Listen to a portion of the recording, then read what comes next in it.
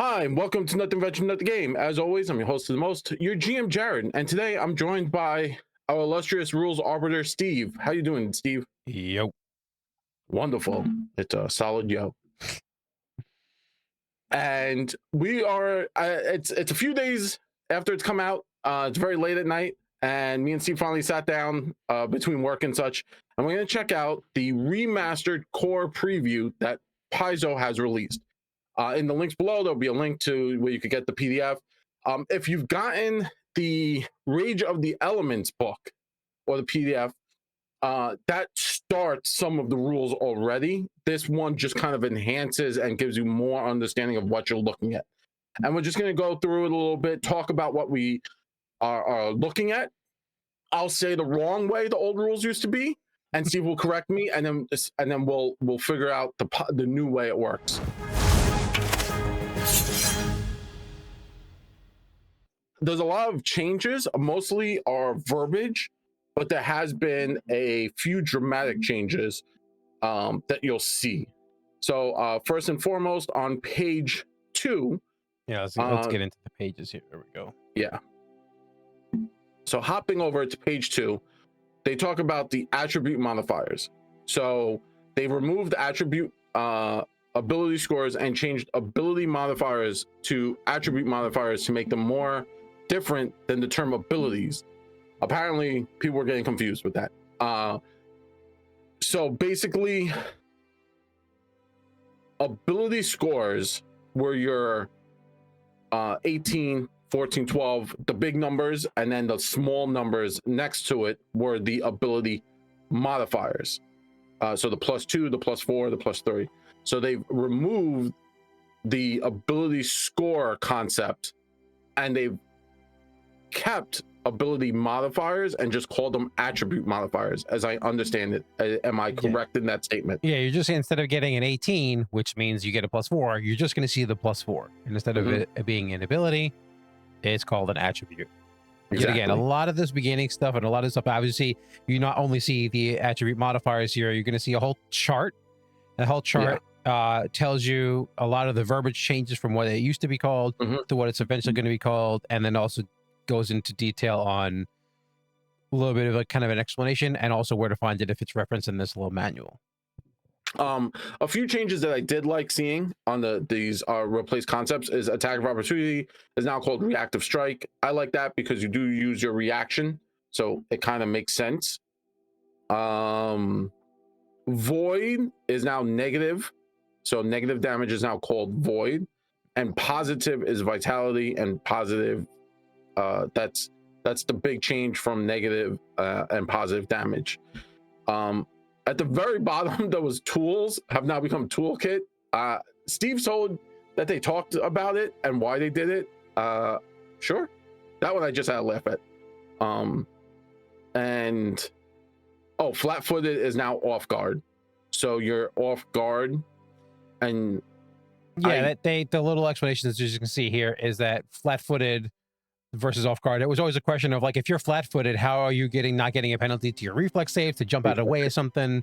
Off guard really makes it to where it's just an effect to your AC and you're still aware of your surroundings. Kind of cleans that up a little bit, because it was always a question that even happens at our table all the time. We're like, wait a minute, you're flat-footed, what's the penalty to the reflex save? There is none. Yeah, so it happens a lot, actually, more often than it should with how long we've been playing. So attribute boost, this is when you've leveled, right? So normally what you would see is you would have like an 18, and then you'd be able to put your +2, and then it'll boost it. Now it's just going to say +4. And the way that works is you would so on the new character sheet, so obviously if I had a 12 in some stat in the current edition of the game, that'll give me a +1.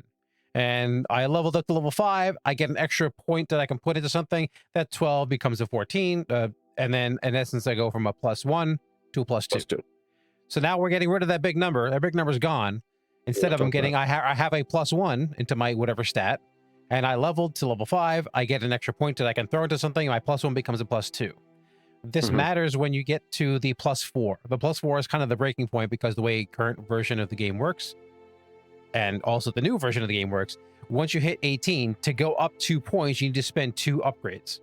Yes. So if I have an 18, when I spend that point that raises it by 2, it doesn't actually raise it by 2, raises it by 1. So it goes 18 to a 19, doesn't change my plus at all. 19 to 20, now I get that juicy +5. Yeah. The way it works now is on the character sheet. There's going to be a little bit of like a little pip right next to each ability score that you're going to, if you're at an 18 or you're at a +4 and you put your partial boost, because your boost is not going to get you to the +5 from the +4, you'll fill in that little bubble. And then the next time you do it, you erase the bubble and then you get to push it up to +5. And then the same thing for anything high. And once you hit +4, it takes 2 increases to increase it. And there's a little indicator on the new character sheets, which they haven't released yet, but they've told us that it's going to be there. So it's easy to track which ones you have partial increases. I'm interested to see that character sheet. I was confused reading it, so maybe visually, I'm more of a visual learner. So maybe visually, I'll be able to understand it a little bit better on the character sheet. So attribute floors are still in the game. They haven't removed it. There is now a change where you could choose to play with attribute floors, but also you could choose to play without them. That came up way later or earlier in the year. So there's it's an alternative rule. So let's say I want to play a dwarf bard. Dwarves normally have a flaw in their ancestry. Charisma, I believe. Or to charisma, yeah. And they have a boost to con and wisdom. Wisdom, yeah. So if I wanted to play a bard, I couldn't, it would lower my numbers. I could choose to not play with that. But ability attribute floors are still here. If your character has an attribute flaw, likely from the ancestry, you just decrease that number by 1. That's how it works. And most of the stuff is up and down by 1. Alignment has been removed. They've put in edicts and anathema. You'll recognize that if you've played cleric, barbarian, druid, champion. Oracles, I think. Oracle, yeah, maybe Oracle. Yeah, Oracle might have it too. But basically, they now say, similar to how 5th edition Dungeons and Dragons works. When you take your character and you take your flaws, or your when you're building a character in 5th edition, there's a flaw option or like an ideals or bonds. It's very similar to that. So you're going to say, hey, my character will never leave a man behind. So that's your character. And they give you a couple of options. Options of edicts and anathemas right here. They don't really go into too much detail, like become stronger, share knowledge. Something anathema is like accept defeat without proof of strength. And there's probably going to be a whole big list. And then you can also make up your own. There's not going to be that much. And these are in addition. So this is a key thing. This is in addition to, these are voluntary choices that you can make character creation above and beyond anything that your class would normally give you. Some classes, they're like fighters and rogues, rangers, they don't have anathemas, but things like clerics, paladins, barbarians, basically the ones we mentioned before, they also have anathemas that come along with them. Those are not optional. They always come attached to your character. But any other ones you want to take, those are optional if you want to take them. Yeah. So moving on, now we have holy and unholy and sanctified. So first and foremost, let's go into First and foremost, we spent an hour and a half talking about this. 2 hours arguing about this. It was 2 hours? It was okay. It was 2 hours. About 2 hours. Anyway, so remember, we're just going over the rules. So holy is now taking the place of like good and evil. That's the best way to look at it, right? So they say in holy and unholy kind of are still that concept of, because they removed alignment, right? So holy are magical energies of benevolence and virtue and like the good, the positive stuff. And unholy is like cruelty and naughtiness. So when you choose to make a cleric, because this affects clerics the most, is you get something called sanctification. And basically your character can choose to be sanctified or not to be sanctified. And what does that do? Steve, explain to them, because you know it better than I do. Because it does a lot of like extra things that confuse me now. So the first thing is, depending on your god choice, whether you have to sanctify or not may be a choice or may be determined by the gods. So some gods are going to say you must sanctify. You don't have a choice. Yeah. And then other gods can be like, make a choice. Like Nethys. Nethys is... Yeah, we're assuming like Nethys or a lot of those kind of, and I'm going to use the naughty word here. A lot of the neutral gods, I'm assuming, are going to be the ones that are going to give you a choice, whether they're to sanctify or not. Some gods are going to have, like I said, or they're going to force you to pick.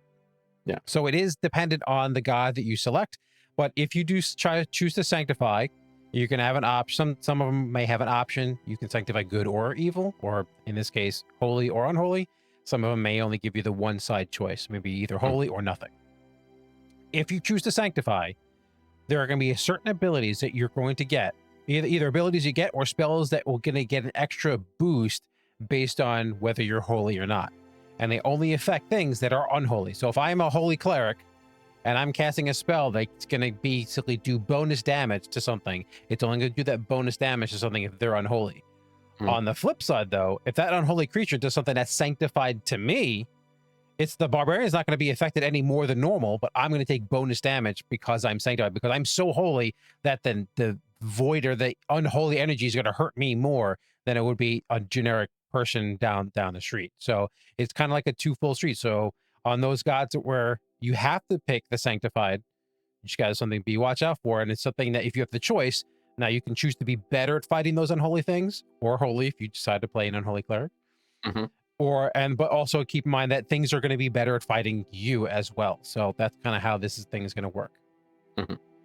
Now, also to clarify, they haven't really talked about society and how this will affect society, because currently in society, Pathfinder Society, you can't play a evil aligned character, and that would affect some of your spells. Now in this, because there are no more alignments, I'm assuming they're going to say you can't play a cleric or a champion that does unholy damage. Yeah. Again, it's super vague at this point of how that's going to work out, and they've said they're still trying to figure that part out, like how that's going to come into play. Yes, void and vitality still affect the same way. If you are living, you get affected by void, and if you're not living, you get affected by vitality. Yeah, that's kind of how it works. Continuing, you have spirit damage. Basically, this is this type of damage isn't used in Rage of Elements. This continues on stuff that like now you're going to start seeing. Because of the remaster, it changes. This will replace alignment damage, such as chaotic damage, good damage, evil damage, lawful damage in many situations. But beyond that, it also covers many situations where it wasn't, it was like a hard situation. So spirit damage directly affects the spiritual essence of a creature. Spirit damage can damage a target projecting its consciousness or possessing another creature, and it can't affect things without spirit or life force, such as animatron, like robots. What are they called, Steve? Constructs. Golems. Constructs. Thank you. I was getting there. I was going through the list of like the things that could affect. Automaton, Android. We'll get there eventually. We'll get there. I don't know. Again, it doesn't talk about how it will affect androids or automatons, since those are both ancestries you could play in Pathfinder. Well, I know how with Automaton says you actually have a soul embedded in the machine, so spirit damage would mostly affect you normally, so you would take that full damage. I have to look at the way the Android is written, at least as of now. Obviously, this all can change with all the release of the new books and what gets re-released and re-edited down to the new rules. But I would assume that, especially if it's a player option, you're most likely getting affected by it, unless you don't get normal healing. That's kind of where my brain's going. If you could be healed by heal spell, you probably could take spirit damage.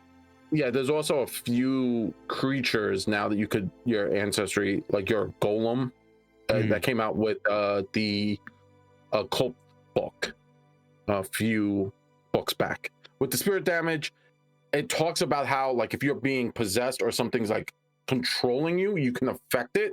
That was because a lot of times there were haunts and you could be possessed, and the best is watching players try to figure out how to get it out of you without killing you.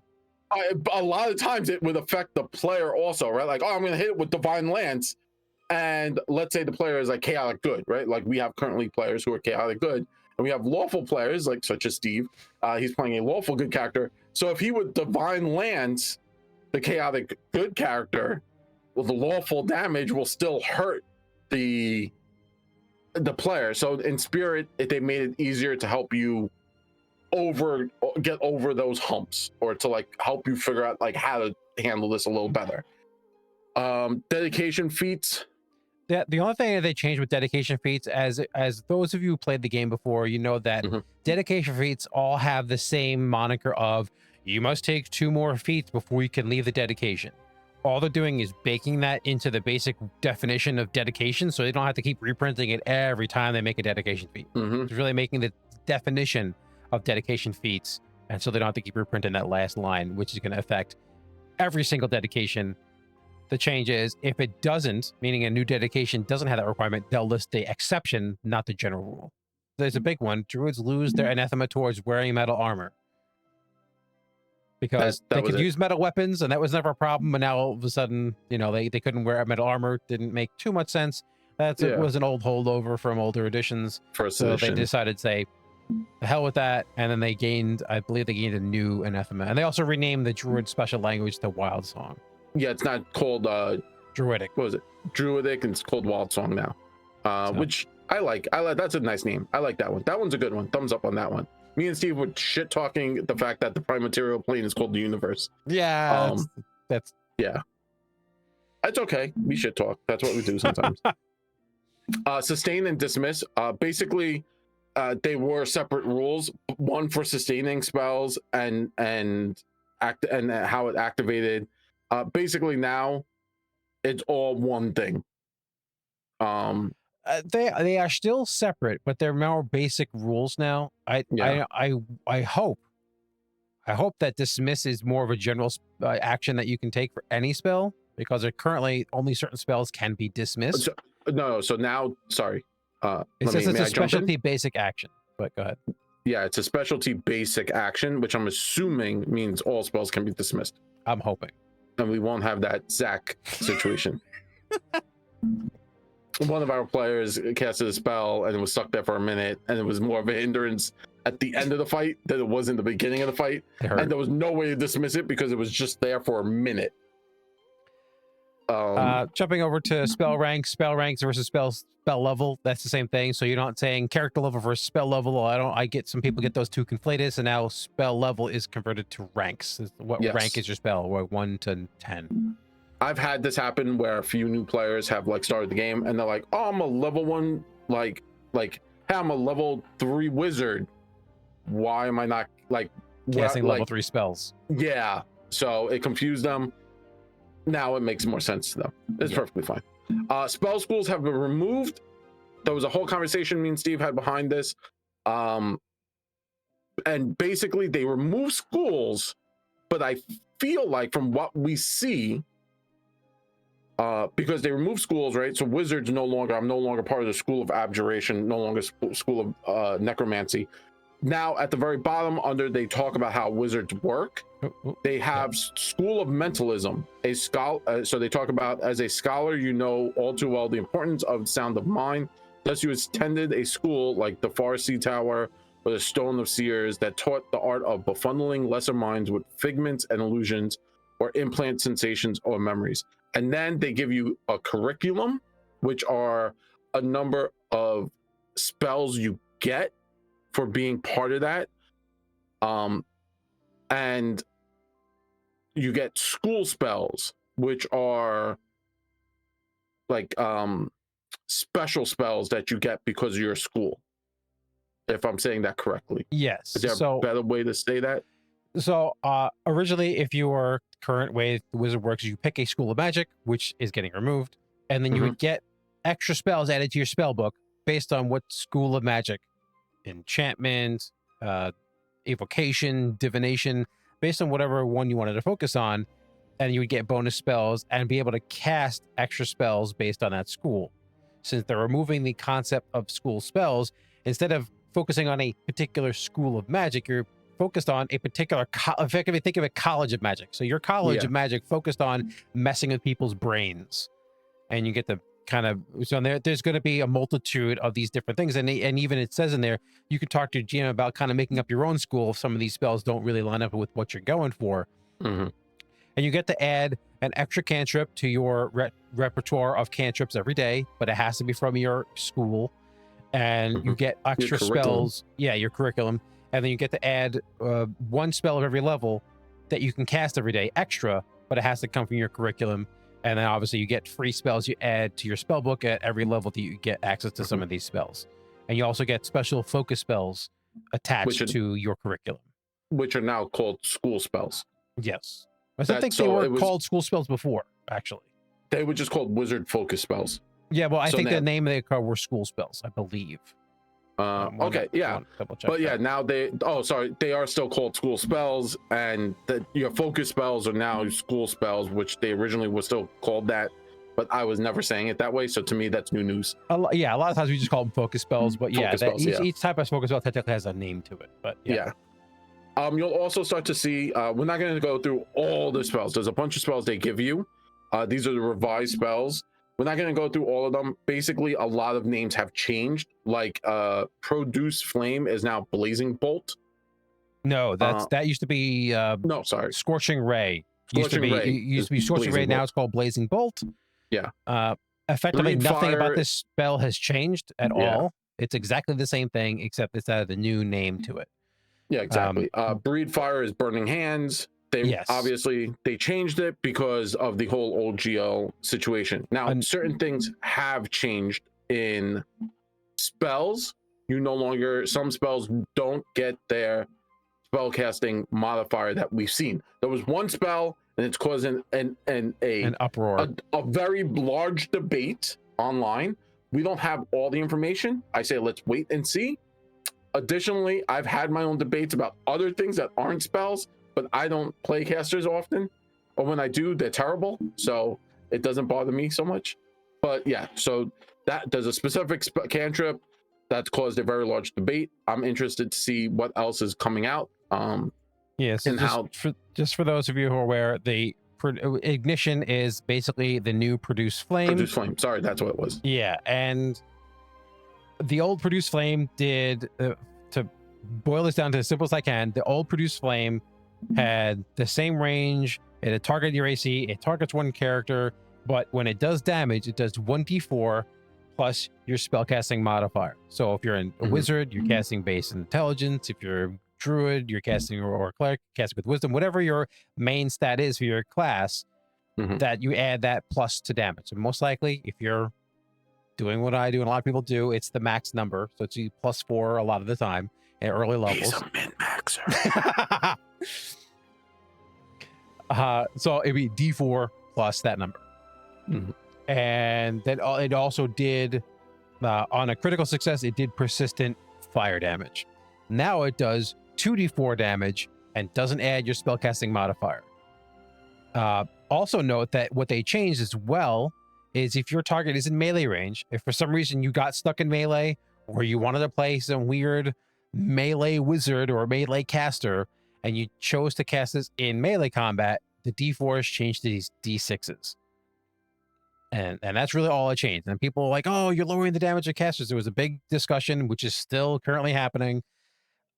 It's one cantrip out of every single spell that I looked at that normally would have had a plus to damage. This is the only one that actually would have normally had plus to damage based on your spellcasting modifier. All the other spells either stayed the same or got a little extra versatility, just like Ignition got a little extra versatility if you had to cast it in melee. Also note, some of the spells did change on what they hit, and when you read the spell, it says damage. Sorry, so it will say like defense. It will say defense AC, or it will say like defense basic reflex save. Yeah, or like in this case in Book Spirit, it says defense will. Yeah. This one, Howling Blizzard, is defense reflex, defense reflex save. Yeah. So and that just, for me, that's great because that clarifies it's a basic reflex save. There is a difference between a reflex save and a basic reflex save. Basic reflex save, you can get the tiers of critical to critical failure. Oh, there it is. Falling Stars. There we go. Falling Stars. Ninth level spell. This is actually ones that actually changed for the better, mind Yes. you. But it is a ninth level spell, so it'll take you a while to get there. But yeah, so in essence, instead of saying defense reflex save, it just says basic reflex save, which does change what that means. And yeah, also Breathe Fire says basic reflex save. Oh, there we go. Yeah. So a few things changed. Just keep that in mind. Now, here's a big change is how the refocus works for your focus points. No, which page is that on? Is that yeah? Oh, there it is. Got it. This was something players had trouble with, especially the psychic, since the psychic works heavily off of the focus points. A lot of casters work with focus points. Even the sorcerer works diligently with focus points, but the way it normally worked was you could spend 10 minutes and refocus and only gain 1 point back. That's the old way, right? There were feats you could pick up to get more back if you were focusing on focus points. I think Tina with her druid did something like that. Now a lot of characters had an option later in levels to refocus to get more back. Yeah. The new way is you spend 10 minutes performing deeds to restore your magical connection. This restores 1 focus point. Right, the deed can usually overlap with other tasks and stuff like that. So the idea is that in the current version of the game, if you refocus and you get a focus point back, it's 1. Just like this one is just 1. Yeah. But the current version of the rule is saying once you refocus, you can't refocus again until you spend a point. Yeah. That restriction has been removed here, so you can in essence keep spending 10 minutes to keep getting 1 point back, 1 point back, 1 point back. And it says you can do other things or refocusing, something that's not too strenuous, something that's kind of related to whatever type of magic you're doing. And it does say that how you change those feats we talked about before, where it makes it easier to get your focus points back, either that, yeah, like I said, the level 12 feat, a lot of classes have a feat at level 12 that let you get more points back. In essence, it lets you get all your points back in one 10-minute sitting. And then they do remove the 18th level Wellspring feat for the sorcerer. Yeah. So take a look at that. They haven't said anything on what they're replacing that with. They might not replace it. Remember, there's lots of feats out there. So just FYI, keep that in mind. Now, the whole 10 minutes you get, right? That's basically when you have the battle medic, doing medicine checks for those 10 minutes. That's your chance to start to refocus. I like this because it also helps players understand or want to take those short rests. And by short rest, I mean like that 30 minutes to just use medicine check and then get that refocus back. I like this. I like this change. In my game, I did allow players to get more focus points back because it was so hard to see these players and they have like a hard fight, right? Like let's say they were just rolling bad and they needed to burn a lot more abilities, and I didn't think that fight would be that hard. And then you just see them go, I refocus. Big sigh. And then now this is better. I like this a little bit better. The other change that they made, which is actually pretty big, because this is a little bit of contention with certain classes that have really good focus spells, is that the current version of the game, the focus point cap, how many focus points you can have, is limited to 3. That's the way the game works right now. But with this new version of the rules, how many focus points you have is equal to how many focus spells you have. So there were some times where I would go and look at a feat and I go, oh wait, I already have 3 focus points, but that 4th spell looks really good, but I'm basically wasting half the feat because a lot of these feats would say you get a spell plus a focus point, but I already had 3, so I'm actually not getting that extra free point. Now you are. So now if you take 6, 7, 8 focus spells for whatever class you are, you're going to have a focus point pool equal to how many focus spells that you have through feats, through character selection, through all the choices you made for your character. So you're going to have a lot more points to be able to use those spells that you've acquired. Yeah, I think that's going to effectively change a lot of how people play classes now and give them way more options. I foresee druids becoming very because they have a lot of abilities for them to dip into other circles of their storm and stuff like that, and they would get those focus points, but it didn't make sense like you said. But Yeah, now suddenly I can be a druid who's great. Like I have all the magic of the nature, and I'm not a kineticist. I think actually Tina did have. I'm not sure if she chose or maybe she didn't specifically chose to take that 4th focus spell because it wouldn't get her the extra focus point. But That's maybe this changes people's minds. Moving down again, we're skipping through all the spells. There's a lot we could go over. It would turn this video into like 3 hours. Yeah, some things changed, some things stayed the same. We kind of went over. Now we're actually going to go over wish. People, there's another big contention with the whole wish spell, and it's no longer a spell. Similar how they took certain things and they split them into 2 concepts. They actually took the wish spell and split it into 2 different things. So they actually split a wish into a ritual and as well as a spell. And if I can find the spell real quick. The manifestation spell on page 8. So effectively, people think, oh, well, I can't cast my wish spell in combat anymore because it's now a ritual. Well, actually, they split off part of it into what's called manifestation. It's a 10th level spell. It's a big one. And it lets you basically cast a 9th level spell or lower of a tradition of magic that you can cast. Or if you want to dip into another tradition of magic by asking the heavens for extra power, it's a 7th level spell or 7th level ranked spell or lower.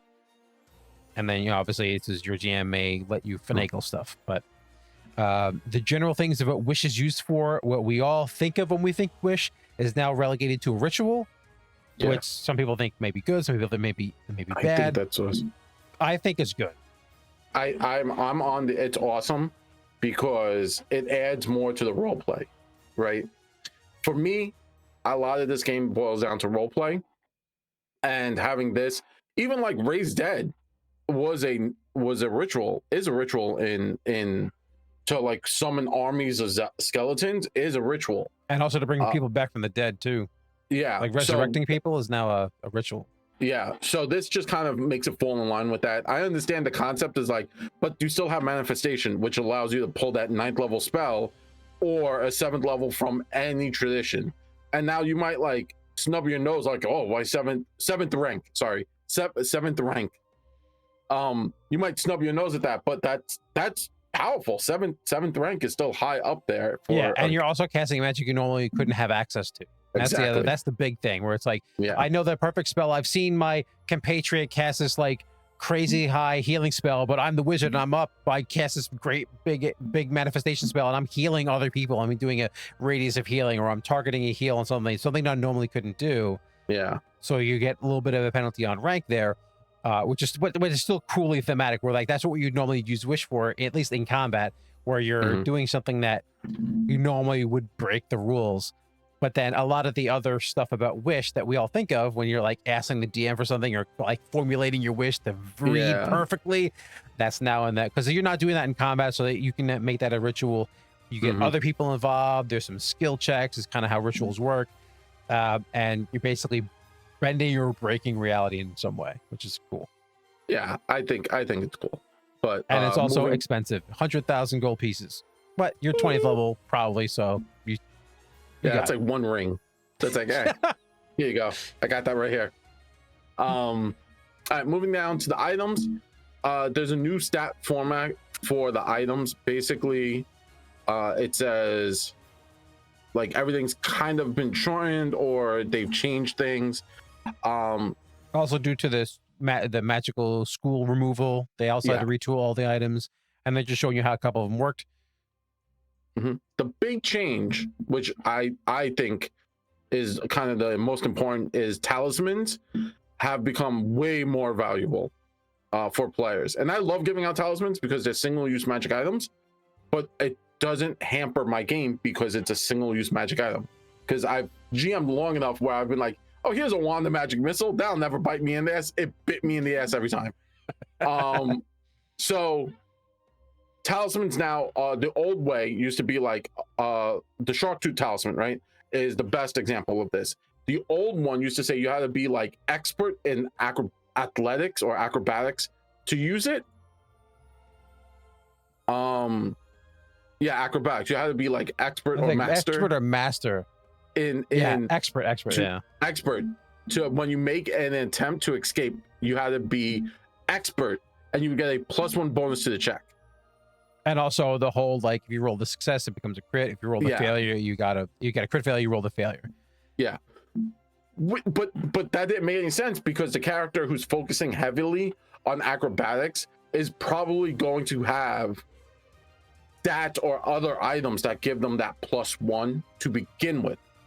So that item became useless because it didn't make sense. Yeah. How many times did you want to give that character like the item that makes it like not critically fail a swim check or a climb check, but it's like, oh wait, you don't have any ranks in that skill, so you can't even use the item that we want to give it to the weakest character in that particular skill, but you can't.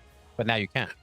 Yeah, like the wizard gets grappled, and that talisman would totally be a boost to them, but they're not an expert or master in the, like, it didn't make sense. And of course we had playtest in Pathfinder 2nd edition, and now in my mind this is Pathfinder 2.5. You know, this is a nice change. It's a nice change. I don't see a lot of people arguing about it. I'm pro talisman change. I'm also the first person who likes playing a talisman dabbler. So that's just me. Now they jump into creatures, and Steve really liked this. So Steve, why don't you explain what they kind of did with the creatures? So as mentioned here, and I'm going to go into each of the abilities, they changed on how some of the monster abilities work. Now, obviously, monster abilities that, albeit may have the same name as skills that the players have, work a little differently. So normally, if a creature has grab, a part of that one of their attacks, so maybe they should like do D10 damage plus grab. What that means is, I roll to attack you, and I hit you with my slam attack or whatever it is, and then all I have to do is spend an action and immediately grab you with that attack. No roll necessary. I did damage to you in one action, the first action, and I immediately grab you with the second action.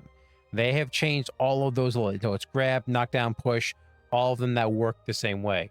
When I make the first action to attack you with that grab move, I do damage, and I can spend the second action as a monster to try to grab you.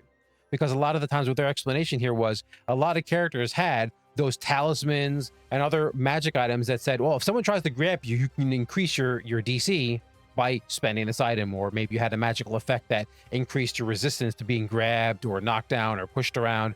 And none of these actually worked because the success was automatic on monsters in these situations. So now every time that these monsters do these particular things, they have to roll a check against the player instead of being automatic. So they still spend the second action to grab you, knock you down, push you, and then they now have to go against your resistances, which then brings all that stuff into play from maybe class skills,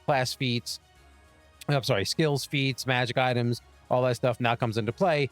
And this is really a boon to players in those regards. So yes, I've gotten swallowed whole and eaten in one turn as a cleric, as a holy cleric. Yeah, I died in effectively 1.5 turns because I couldn't escape from being swallowed whole. Yep. So yes, good on the game for saving some like stupid clerics. Yeah. So they also do say you have to make, when as a GM, right? So looking from the perspective of a GM, when you make this roll to make that grab or that push or knockback, it's not affected by map. It's just its own separate roll. But it still has the positive effects like Steve was talking about on the player side. So obviously there will be more changes as the books come out. You'll start to see, like, maybe, you'll start to see divine creatures that have different, maybe they'll start giving them more abilities like that because there is a role attached to them, and they'll kind of give them more freedom to make these interesting creatures, and not have people get swallowed whole instantly and die. Continuing on, I just want to look at page 13. You get to see the water scamp. Those are now methods. That was big change. Water scamp is the cutest. So in Starfinder, there was a creature that was kind of became the unofficial mascot of Starfinder. It's like this cute little kind of like fuzzy creature. And I feel like a lot of people are latching on to this water scamp, and because it's fucking adorable. They need to have plushies with this thing on it. Yeah, I would totally buy a water scamp plushie. 100%. That thing's fucking adorable. The other thing is at the end of this PDF that goes into the 5 different types of djinn, which is that they've kind of changed the verbiage within when they're talking about genie type monsters, and they just give you stat blocks of all the genie types. Obviously, it goes into the fact that some of the traits have changed because of the no schools of magic. and it just gives you the 5 different types. We have the Jan, the Jatham. I'm gonna horribly butcher these names. Jabili. I don't know what these are. That one, the water one, and the fire one, the Ifrit. Yeah, I can say the Ifrit. I know how to say Ifrit. Yeah. Like I said, they're just going into like these are now the new types of djinns that they're coming up with in the new Pathfinder. Yeah, and that's about it. I don't know. What do you think about all the changes? I'm on the fence. So I'm pro most of these changes. There's a few I dislike. I want to see more of the magic schools, the actual schools. Yeah. Because the School of Mentalism was cool, and I think that's a nice shift, right? Because a lot of people think necromancy bad. Evocation, explosion, right? So I'm excited to see, because now maybe players or players will start to no longer just associate one and the other. The spirit damage is great, and holy and unholy is good for what they're trying to do, right? Removing alignment, they're trying to keep unholy and holy in there, and spirit damage helps you affect creatures that have players who are being possessed, more or less. That's literally what that's for. But that also the spirit damage really also solved the problem with some spells being and the weirdness that comes with alignment damage in the current system, where you have to be directly opposed to the alignment damage for it to be effective, and then it can potentially mean that some spells just don't work, which is some of the cleric spells just didn't function in certain situations because of that. So I'm interested to see. They didn't have in this any divine spells. I noticed there was nothing in there that said sanctified and holy or unholy under the spell slots tags. So I'm interested to see how that's going to work. We do know that in the first remaster book, cleric will be there, so we should see cleric spells. And in the second remaster book, the advanced remaster book, they had specific names. Champion will be in there because champion has the most changes to the class because of removing alignment. And you would think cleric would, but cleric was vague on a lot of the alignment stuff. Champion has more to deal with alignment, not so much cleric, so they are able to get cleric first and then champion will follow. Because a lot of their stuff, like the like, oh, you fight specifically, you deal more damage to demons or dragons and stuff like that. So it's interesting because dragons are being changed also, how they work. Yeah, I'm surprised they were there. I mean, I think they mentioned them in some blog posts, but I'm surprised they weren't in here. Steve, your thoughts? I like a lot of the things that they're changing here. I have less issues with some of this stuff than other. But a lot of this is verbiage changes just to clear up some stuff and to remove themselves from the license they used to use. I like the fact that druids like the dichotomy of druids, like I can use a metal weapon, but metal armor, that's a big no. Like, really? So we I like the fact that they clean that up, and a lot of the rules changes, the spell rank, it clears up stuff for people who don't know. Obviously, for a lot of us, that's not a big deal, but for new players, that was basically a big contention. I can understand why.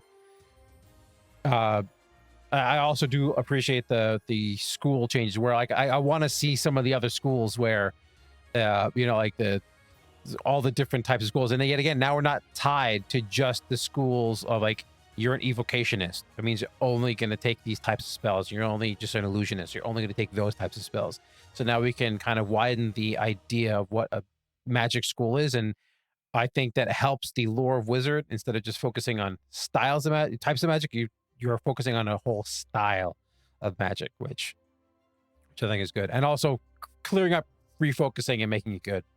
That's also a big plus for me. So those are the general rules that we've gotten to take a look at. You've heard from myself and from Steve, or from Steve and myself, depending on how bad your English is.